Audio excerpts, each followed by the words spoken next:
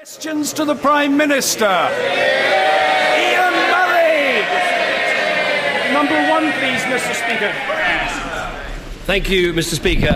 Mr. Speaker, this morning I had meetings with ministerial colleagues and others, and in addition to my duties in this House, I shall have further such meetings later today. Ian Murray. Thank you, Mr. Speaker. Prime Minister, when the Chancellor said in his first budget, "When we mean we are all in this together, we mean it." When the Prime Minister and the Chancellor came up with such a vacuous soundbite, did they do so before they decided to give a £42,000 a year tax cut to millionaires, or before they attempted and failed, or before they attempted and failed to eliminate the deficit on the back of the poorest?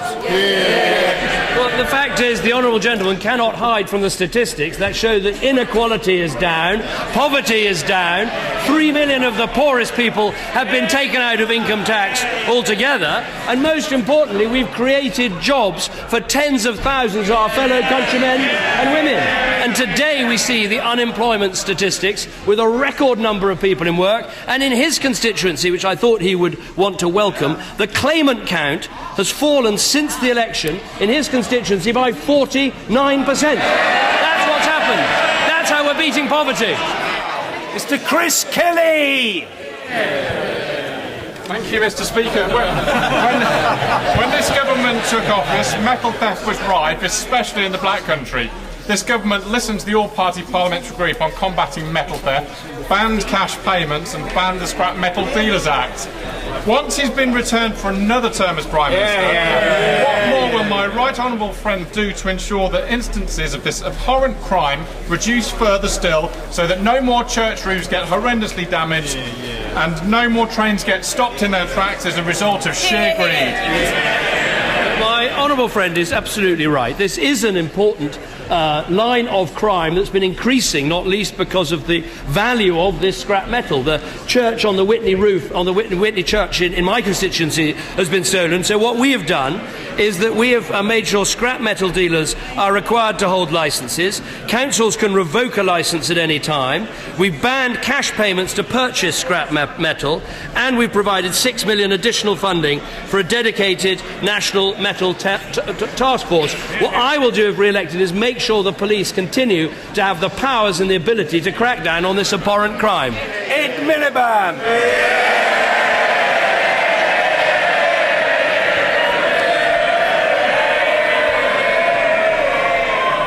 Mr. Speaker, the Prime Minister promised before the last election no top-down reorganisation of the NHS. In the words of the chairman of the Conservative Party, would he describe this as an over-denial or simply a straightforward broken promise? What we did is we took the bureaucracy out of the NHS. Yes, we made two big decisions. Big decision number one was to put more money in, and big decision number two was to take the bureaucracy out. That is why we have 9,500 more doctors, 7,500 more nurses. I can see the Shadow Chancellor chuckling. We know the Shadow Chancellor wants to be in the kitchen cabinet. He just doesn't know which kitchen to turn up to.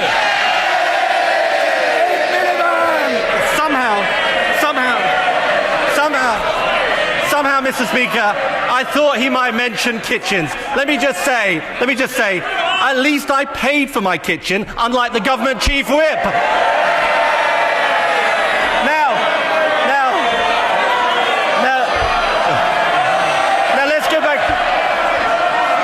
let's go back to the NHS. So, first broken promise on top-down reorganisation. Next, he said, I refuse to go back to the days when people had to wait for hours on end to be seen in A&E. Now we learn the NHS will miss the 4-hour A&E target for the whole of this year for the first time ever. Why did he break that promise? Well, which of his kitchens did he pay for? I think we deserve an answer. No, look, I do feel sorry. I feel sorry for the Leader of the Opposition. He literally doesn't know where his next meal's coming from.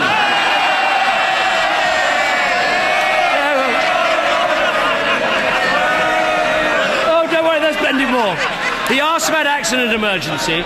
So far this year, 93.7% of people have been seen within the 4 hours. I want us to do better. We'll bring together the health and social care to make that happen. But we made a promise, which is that we would put £12.7 billion into the NHS.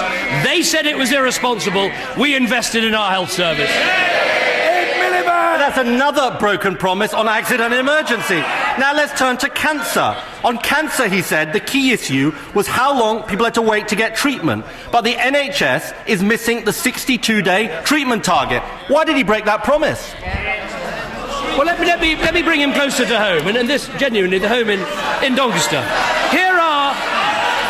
This is the answer. Here are the cancer waiting times for his constituents.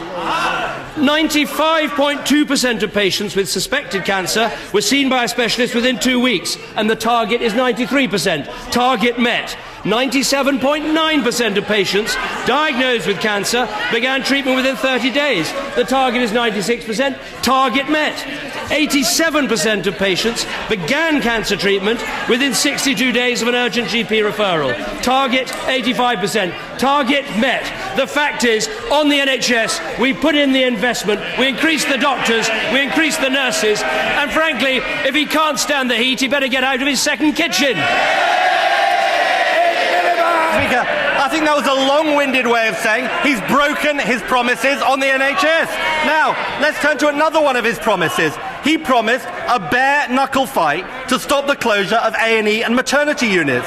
He even did photo calls outside the hospitals whose units then closed. Why did he break the promise?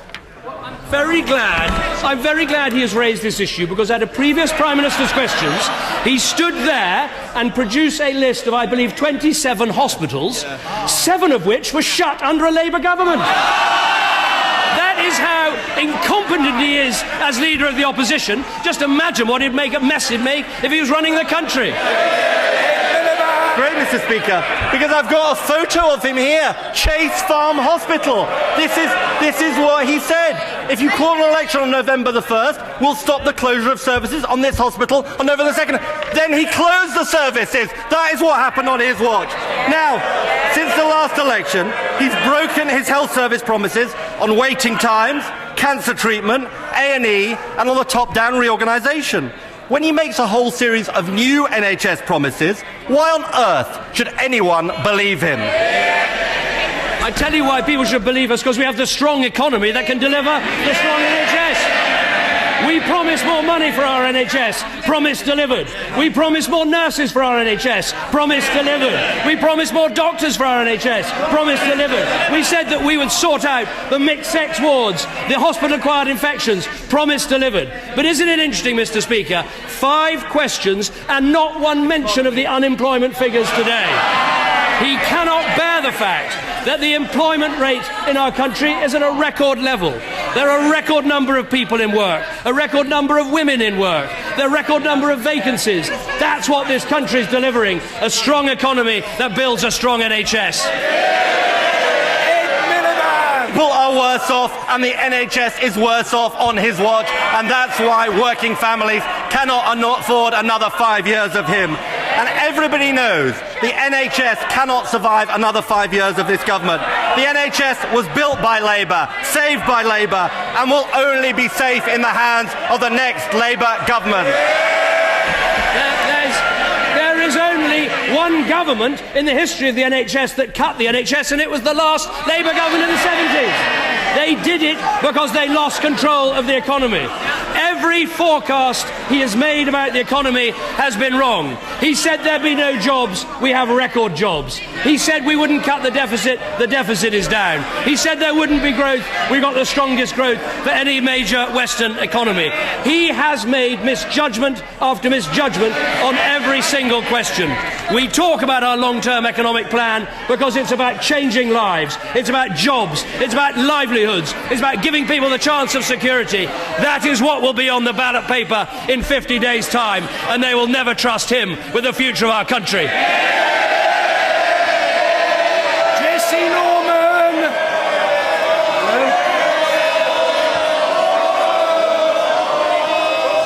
Jesse Norman!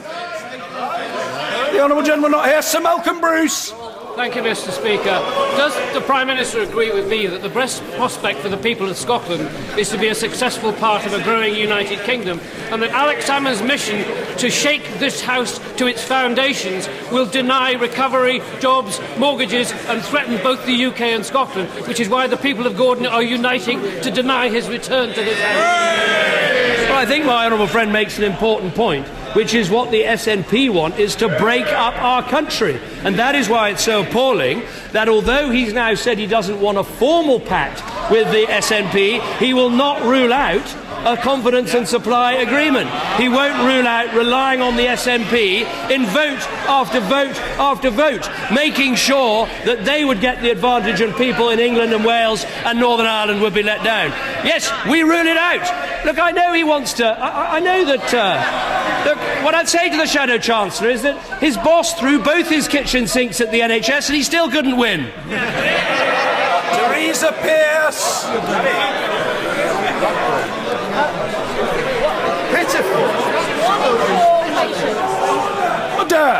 Order! I say to honourable members on the opposition benches, their honourable friend must be heard.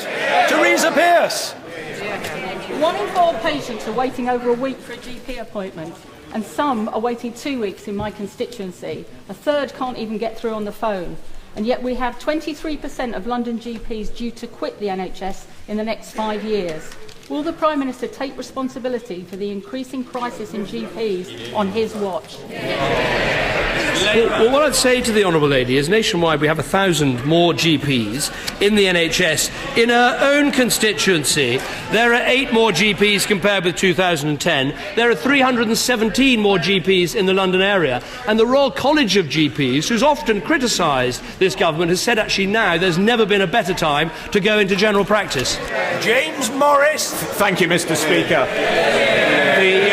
The Black Country economy in the West Midlands has been one of the fastest growing local economies of any region in the United Kingdom over the last 2 years. With more investment in manufacturing, new high-skilled jobs, more exporting and better opportunities for local people in my constituency. Would the Prime Minister agree with me that as part of our long-term economic plan, that the people in the Black Country can be proud of this industrial revival and be proud and confident to say that things are made in the Black Country and sold around the world? My honourable friend makes an important point, and it is actually a remarkable statistic that growth value added in the Black Country has actually grown faster than in any other local enterprise partnership area in the entire country. And if you compare that with what happened in the so-called boom years of the 2000s, when actually private sector employment in the West Midlands actually went down rather than up, it shows that we are seeing a genuinely national recovery. Huge credit must go to Jaguar Land Rover, who in the last 5 years have tripled their turnover, doubled their sales and doubled their workforce. Manufacturing in Britain is growing again, growing in the West Midlands, and we should be proud of that. Tasha Engel. Thank you, Mr. Speaker. In January, John Smedley and Clay Cross announced it was making 21 seamstresses redundant.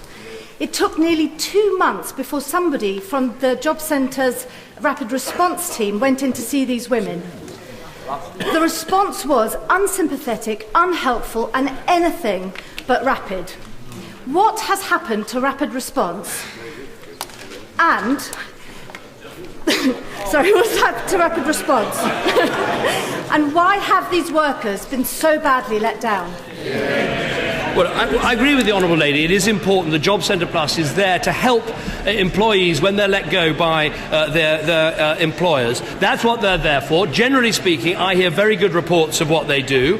Of course, in her constituency, the claimant count has come down in the last year by 29%, so the overall economic picture is good. I will certainly look at the specific case and see if Job Centre Plus needs any form of a boost. But the fact is, jobs are being created, the vacancies are there, and she talks about seamstresses. In terms of the garment industry, we're actually seeing production being brought back onshore in Britain. That's very good news. Karen Lumley. The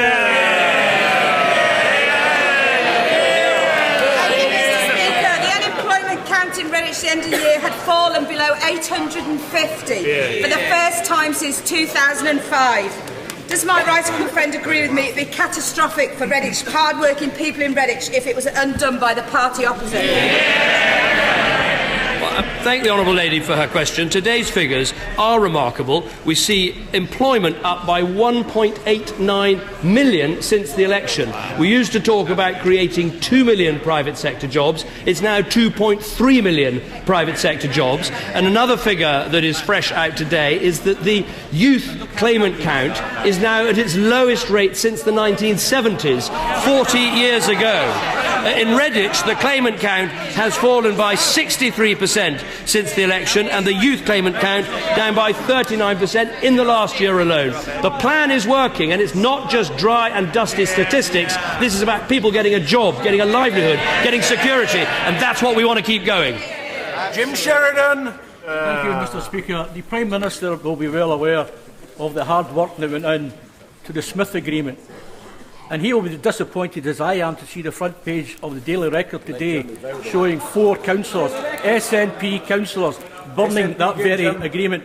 Not only did they escape discipline, but one of them was actually promoted. Are these the actions of a party who seeks to increase its representation in this place? I think the Honourable Gentleman makes an important point, which is the Smith process and the Smith Agreement was about bringing together different political parties who often disagree with each other quite violently about issues, but to come to the right answer for the future of Scotland and the future of devolution. It was an excellent report. We're all committed to putting it in place, whoever is the government after the next election. And it is disappointing that the SNP, who only want to break up our country, won't stick to the promises that they've made. Mr. Duncan Hames. Mr. Speaker, last June I asked the Prime Minister if he was satisfied with police investigations into organised child sexual abuse. By November, the Home Secretary acknowledged that years ago there might have been a cover-up, and this week we learned that the Met themselves have identified as many as 14. Now that we have a judge-led inquiry, is it not time that we treated this scandal as, in the words of the Independent Police Complaints Commission, high-level corruption of the most serious nature? It went to the very core of the British state. I think my honourable friend is right to say how serious this is, and it's right that there is not only an IPCC investigation into what happened in the police force, but also a separate part of the Metropolitan Police are carrying out an in-depth investigation, Operation Fairbank, into what happened. Added to that, we've now got the overarching Justice Goddard review to look at institutional failings in terms of discovering child sexual abuse. What I would say to him, and I know others in the House who are very interested in this issue, is that we will do everything we can to get to the bottom of what happened, and anyone who is worried about whether people will be prosecuted under the Official Secrets Act for coming forward with information should be reassured by the assurances that have been given by the Attorney General and the Home Secretary. It's in everybody's interest we get absolutely to the bottom of what happened, and if people should be punished for their failures, they should be. Fiona McTaggart. The Prime Minister, when he answered the Leader of the Opposition, was able to show that the cancer waiting targets had been met in his constituency. They obviously have a very effective Member of Parliament. But actually,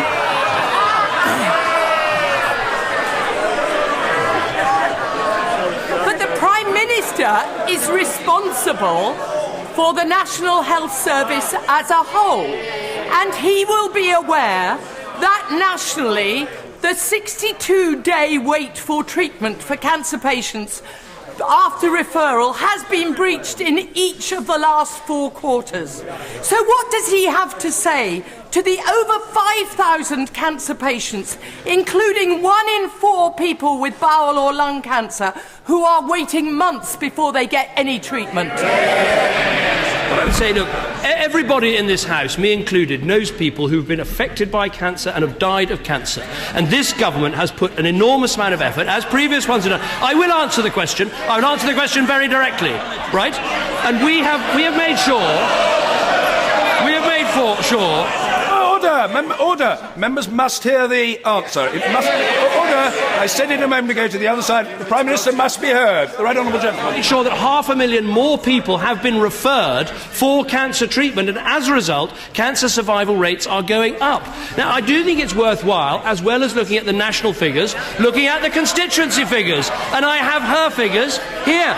She's obviously a very effective MP too, because in her area, they are meeting all 3 of the cancer targets. That's what's happening in Britain. More people referred, more resources going in, more people surviving, but more to be done. But let me remind her, this can only happen with a strong economy. It's when the Labour Party wreck the economy that they wreck the health service. Sir Peter Bottomley! My right honourable friend has made the point that it's the economy which makes the health service funding possible. Yes. Can he tell the House what has happened to employment, to inflation and to the rate of the minimum wage over the last 5 years? Well, what I can tell him is that the minimum wage yesterday, the announcement was made that it should increase from £6.50 to £6.70, which is a real terms increase. Now, of course, after the great Labour recession, we didn't have increases in the minimum wage. It lost its value. But under this government, you're seeing the minimum wage go up. And the guarantee I can give to him, if we keep increasing the minimum wage at the rate it is being increased now, it will get to beyond £8 by the subsequent election. So Labour's proposal for an £8 minimum wage will mean a cut in the minimum wage. It is like so many of their other policies, like their university tuition fees policy, as someone said today, that the first example in political history where you get less for more. To Michael Connaughton.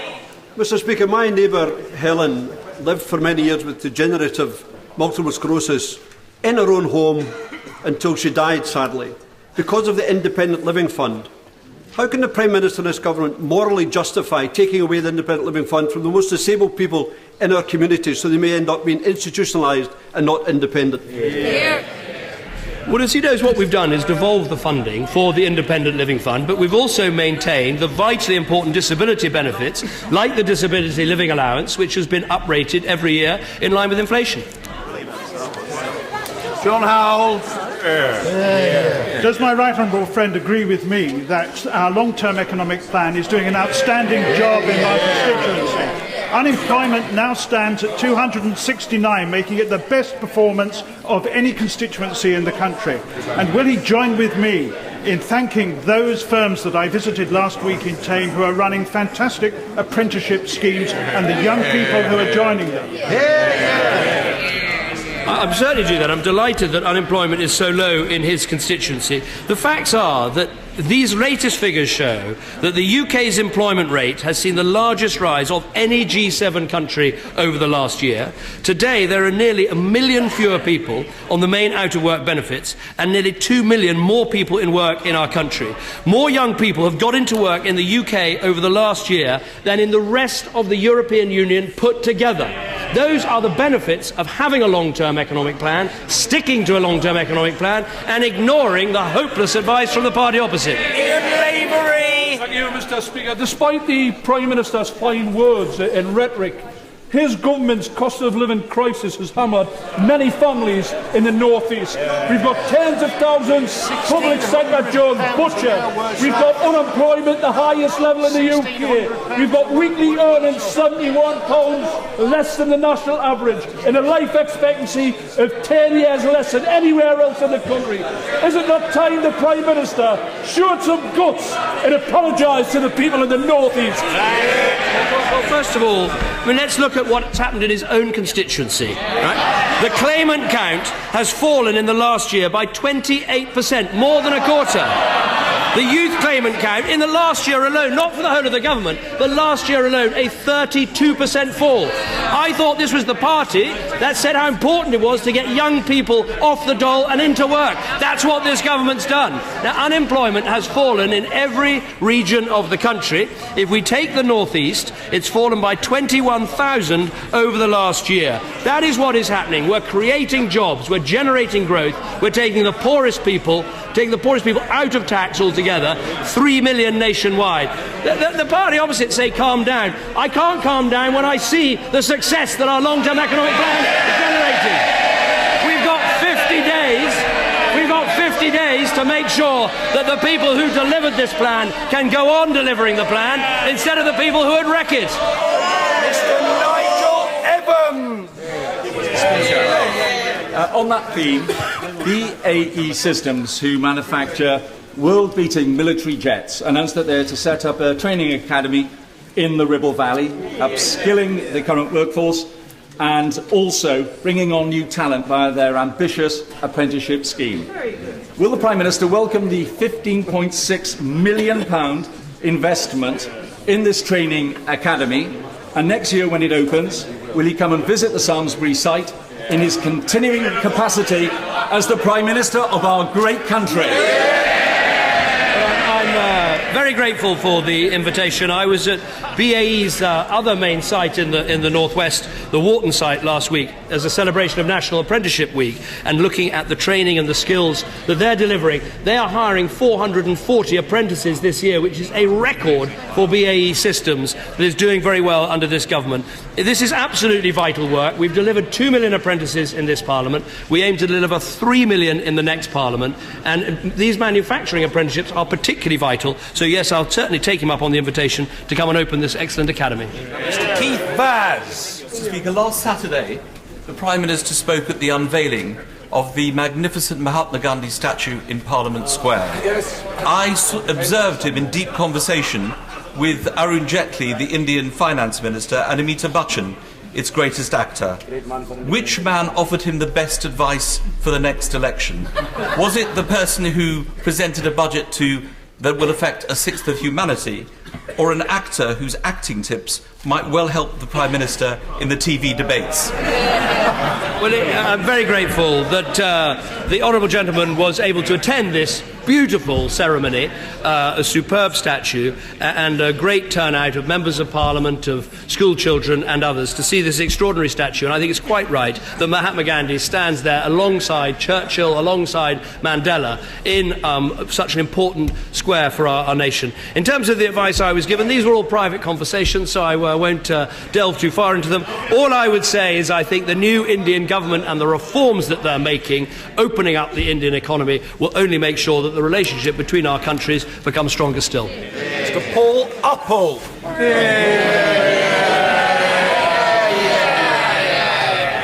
Thank you, Mr. Speaker. Just over a fortnight ago, the Secretary of State for Transport visited Wolverhampton and reached the conclusion that I and almost every resident in the city has, that the station is desperately in need of an upgrade. Locally, Centro, working with developer Neptune, have come up with an innovative deal which is £80 million and 1,300 jobs to make sure that we continue investment in the city.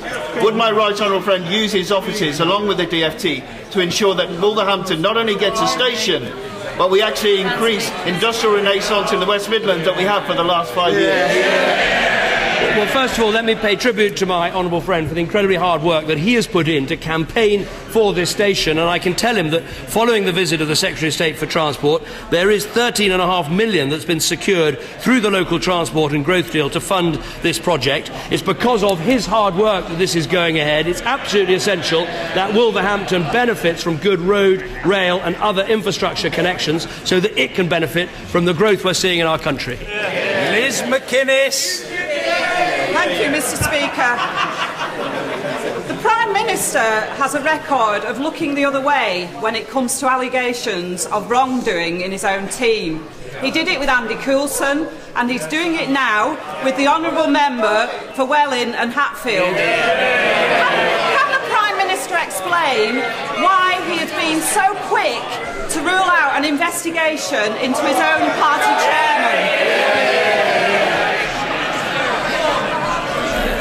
I would have thought, really, with all the things that are happening in the part of the world that she represents, she could come up with a better question. My right honourable friend has acknowledged that he made a mistake, but his entry in the register of members' interest was correct. So I really think she is barking up the wrong tree. But while I'm here, I'm sure she'll want to welcome that in her constituency, the claimant count has fallen by 54% since the last election.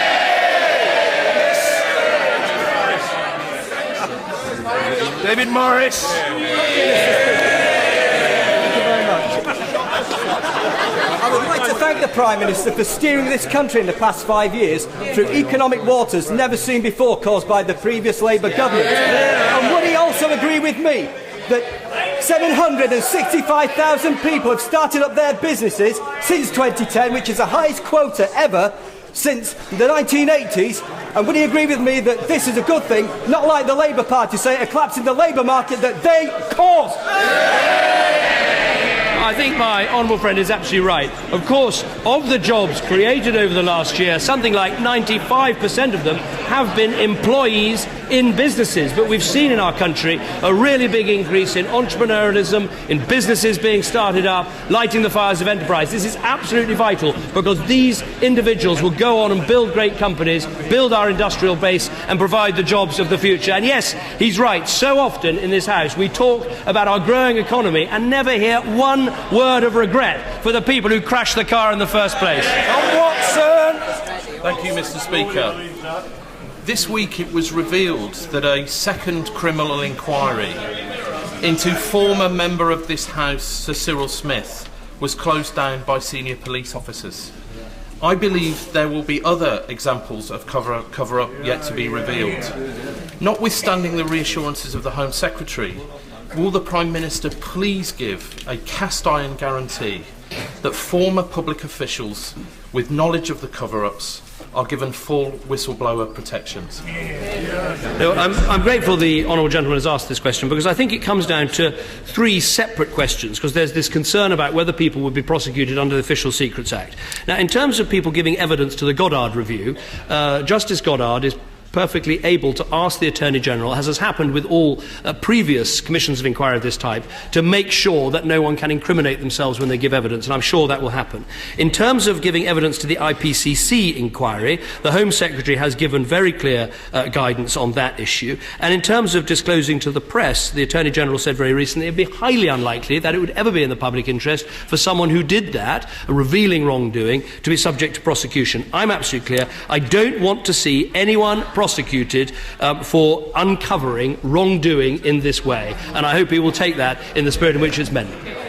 Order.